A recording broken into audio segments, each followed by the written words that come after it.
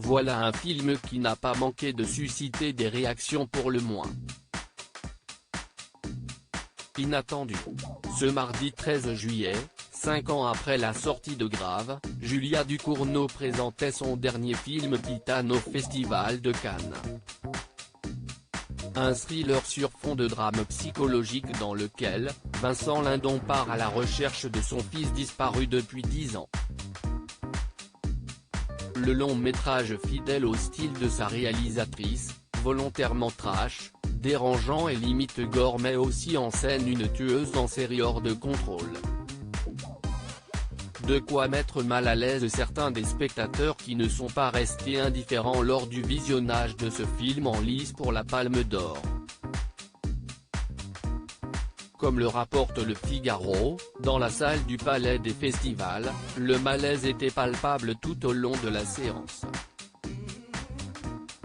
D'après l'AFP, une vingtaine de spectateurs ont même dû être évacués et pris en charge par les pompiers, postés aux abords de la salle en prévision des possibles réactions face à ce film.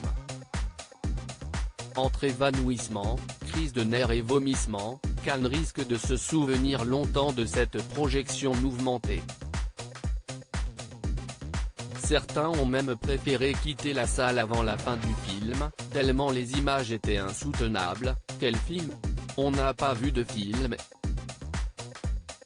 Ça m'a donné envie de vomir, de partir, de dormir, de fermer les yeux, de faire autre chose, a expliqué sur BFM TV, un membre du public sorti précipitamment, tandis qu'un autre reconnaît que c'était très bizarre.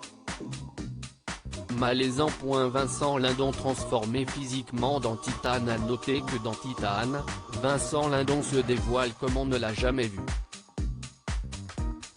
Pour les besoins du film, le père de Suzanne Lindon a dû subir une incroyable transformation physique. Il apparaît en effet presque bodybuildé à l'écran. J'ai toujours été sportif, mais j'ai suivi un entraînement poussé pendant 1 an et demi. Du développé couché, des haltères, de la course à pied.